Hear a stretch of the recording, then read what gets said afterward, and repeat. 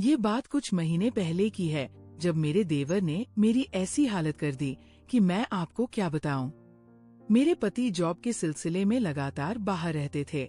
उनका छोटा भाई हमारे घर के पास ही रहता था। मेरे पति ने उसे घर पर बुलाया था और मुझसे मिलवाया था और उससे कहा था कि अगर कभी प्रिया को जरूरत पड़े तो अपनी भाभी की मदद कर देना और बाजार से सामान लाकर पहुंचा देना। वह देवर बहुत केयरिंग था। जरूरत पड़ने पर हमारे घर का छोटा मोटा काम भी संभाल लिया करता था। दोस्तों, अगर आपको स्टोरी इतनी अच्छी लग रही है तो सबसे पहले वीडियो को लाइक करें और चैनल को सब्सक्राइब जरूर कर लें। एक बार लाइक और सब्सक्राइब कर लीजिए। फिर आगे बढ़ते हैं स्टोरी में। एक शाम जब मेरे पति दिल्ली से बाहर थे, उसका छोटा भाई, जो हमेशा मुझे ऐसे देखता था जैसे उसने कभी मेरी तरह खूबसूरत औरत नहीं देखी हो। मेरा नाम प्रिया है। मेरी उम्र 27 साल है। मैं आपको अपनी पर बीती कहानी सुनाने जा रही हूँ। एक शाम की बात है, उसने मेरे घर की घंटी बजाई। मैं पहले से ही समझ चुकी थी, क्योंकि उसकी आंखें हमेशा मुझ पर टिकी रहती थी। वैसे भी वह मेरे पति से ज्यादा हैंडसम था और मेरा मन भी उसकी ओर खींचता था। घंटी बजी तो मैंने पूछा, कौन है? बाहर से आवाज आई, भाभी जी, मैं अजय हूँ। आवाज सुनते ही मेरी सांसें तेज हो गई। उसने पहली बार मुझे भाभी जी कहा था और उसका लहजा कुछ अलग सा था, जैसे वो कहकर कुछ और इशारा कर रहा हो। मैंने तुरंत दरवाजा खोल दिया। उसने पूछा, आप ठीक तो हैं? मैंने धीमे से कहा, मेरी कमर में तेज दर्द है। अजय ने मुस्कुराते हुए जवाब दिया, अगर आप कहें तो मैं मालिश कर दूं, दर्द तुरंत आराम हो जाएगा। उसकी बात सुनकर मेरी सांस रुक सी गई। मैं समझ गई थी वो असल में क्या कहना चाहता है, लेकिन मेरा भी मन उसी राह पर था। मैंने बस हल्का सा सिर हिलाया और वो अंदर चला आया। मैं बेड पर लेट गई। उसने तेल लिया और हाथों पर लगाया और मेरे पास आ बैठा। उसका बदन मेरे इतना नजदीक था। उसकी एक उंगली मेरी गर्दन को छू रही थी।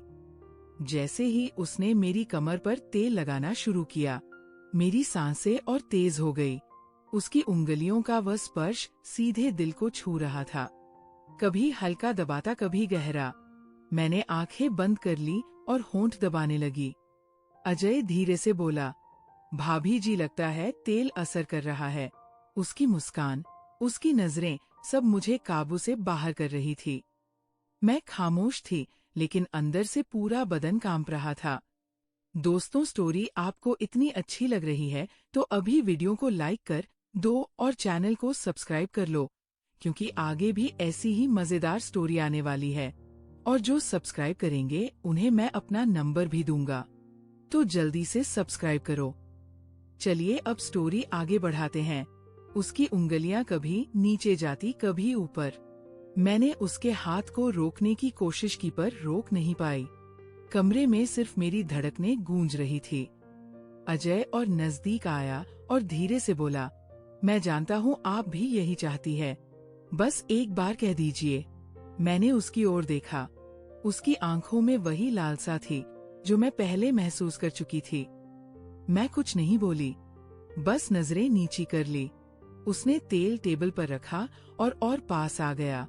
अब हम दोनों के बीच सिर्फ एक कदम था। मेरी उंगलियां उसके हाथ से टकराई और मुझे लगा जैसे बिजली का झटका लगा हो। मैंने धीरे से कहा, अजय। उसने हंसते हुए जवाब दिया, बस भाभी जी, अब समझ गया। कमरे की हवा गर्म हो गई। दरवाजा लॉक था। पति बाहर था। मैं और अजय एक ऐसे मुकाम पर थे जहां वापसी मुश्किल थी। अजय मेरी आंखों में सीधे देखने लगा। उसकी नजरें जैसे पूरा बदन नाप रही हो। मैं चुप थी, बस होंठ काटती रही। उसने धीरे से कहा, भाभी जी, आप कुछ बोलती क्यों नहीं? आपके चेहरे पर सब साफ है। मुझे संभलना मुश्किल हो रहा था। मेरा दिल जोरों से धड़क रहा था। मैंने खुद को काबू किया और उसकी तरफ मुड़ी। वह धीरे से और करीब आया। उसके हाथ मेरी कमर पर ठहर गए।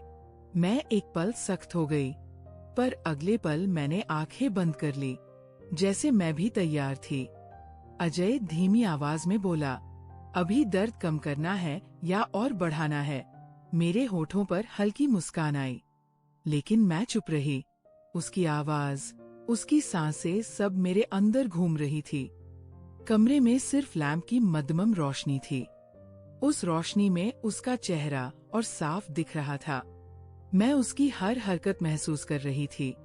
जब उसने दोनों हाथ मेरी कमर पर रखे तो मैंने सांस अंदर खींची। मैंने धीरे से कहा, अजय, और उसने बिना रुके जवाब दिया, बस भाभी जी, मैं तो आपके लिए ही आया हूँ। मुझे लगा जैसे सब कुछ थम गया हो। उसका हाथ धीरे धीरे नीचे की ओर बढ़ रहा था और मेरा बदन अपने आप ढीला पड़ रहा था। मैंने उसका हाथ पकड़कर रोकने की कोशिश की पर अंदर से रोक नहीं सकी। उसने अपना चेहरा इतना पास लाया कि मैं उसकी सांसें महसूस कर रही थी। मेरी आंखों के सामने सिर्फ उसका चेहरा था। उसकी मुस्कान जैसे कह रही हो, अब तुम मेरी हो। मैंने दूर जाने की कोशिश की, लेकिन उसने मेरी कलाई थाम ली। हल्की मुस्कान के साथ बोला, अब तो आप मुझे रोक नहीं सकती।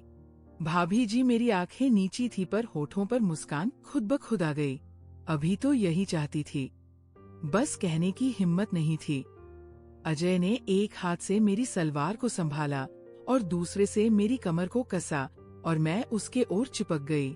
मैंने धीरे से कहा, अजय बस करो, पर आवाज ऐसी थी जैसे रोकना नहीं, बुलाना चाहती हूँ। वो और करीब आया और मेरे कान में बोला, बस एक बार कह दो, रुक जाऊंगा, वरना अब मैं नहीं रुकूंगा। मेरी सांसें और तेज हो गई। मैंने होंठ दबा लिए, लेकिन आंखों में सब साफ था। कमरे में सिर्फ लैंप चल रहा था। उसकी रोशनी में उसके चेहरे की हर लकीर साफ दिख रही थी। उसकी नजरें मेरी आंखों से होठों पर ठहर गई। मैंने मुड़कर उसे देखा और बस इतना कहा, तुम्हें समझाने के लिए मुझे बोलना नहीं पड़ता। ये सुनकर अजय ने गहरी सांस ली और मुझे और पास खींच लिया। अब हमारे बीच कोई फासला नहीं था। उसके हाथ मेरी कमर से ऊपर चढ़े और मैंने पलकें बंद कर ली। उस पल लगा जैसे सब थम गया हो।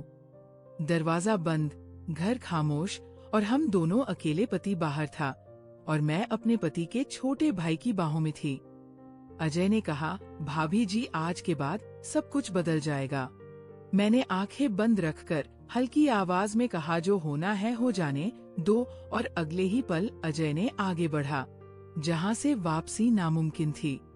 अजय का चेहरा मेरे बिल्कुल पास था। उसकी नजरें मेरी आंखों से होठों तक घूम रही थी।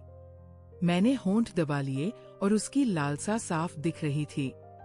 मैंने धीमी आवाज में कहा, अजय, अगर कोई आ गया तो? उसने हंसकर जवाब दिया, दरवाजा बंद है और घर में कोई नहीं, अब सिर्फ मैं और आप है। उसकी आवाज इतनी मीठी थी कि मेरे पैर नरम पड़ गए। मेरा दिल कह रहा था रुक जाओ, पर जिस्म कह रहा था आगे बढ़ो। अजय ने एक हाथ से मेरी कमर और कसी और दूसरे से मेरी सलवार साइड की। उसकी उंगलियां मेरी गर्दन से फिसलती हुई नीचे गई। मेरी सांसें फिर तेज हो गई। मैं उसकी तरफ मुड़कर बोली, तुम समझ नहीं रहे, मैं खुद को रोक नहीं पाऊंगी। अजय और नजदीक आया और धीरे बोला, इसीलिए तो आया हूँ, आपको रोकने नहीं बल्कि खुश करने। उस पल मेरी आंखें उसके चेहरे पर ठहर गई। उसका अंदाज, उसकी आवाज, सब मुझे खींच रहा था। मैंने हाथ उसके सीने पर रखा जैसे दूर कर रही हूँ, पर वो दूर नहीं हुआ बल्कि और पास आ गया। उसने मेरी कलाई पकड़ी और अपनी ओर खींचा। अब कोई दूरी नहीं थी। उसकी सांसें मेरी गर्दन को जला रही थी। मैंने आंखें बंद की और सर उसके कंधे पर रख दिया। उसने धीरे कहा, भाभी, अब बस आप मेरी हो। मेरी उंगलियां उसके हाथ पर फिसल रही थी। मैं कुछ नहीं कह पाई, सिर्फ उसके और करीब होती गई। कमरे में सिर्फ मध्यम रोशनी थी और उसमें हमारी सांसें तेज थी। मैंने उसके कान में धीरे कहा, जो करना है जल्दी करो। अजय ने बस इतना कहा। फिर अब कोई रुकावट नहीं और उस लम्हे से सब काबू से बाहर हो गया।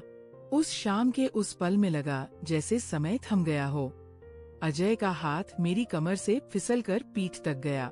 उसकी उंगलियों का वो हल्का स्पर्श भी मेरी सांसों को हिला रहा था।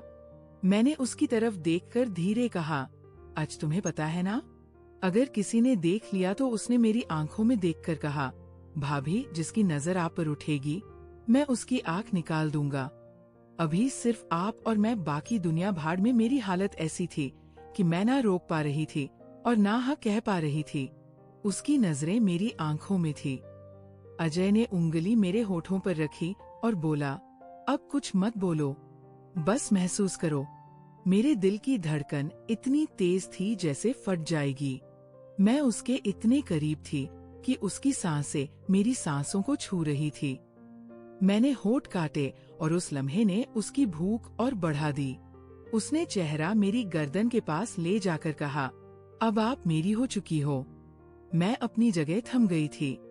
उसकी बातें, उसका सम मुझे होश खोने पर मजबूर कर रहा था।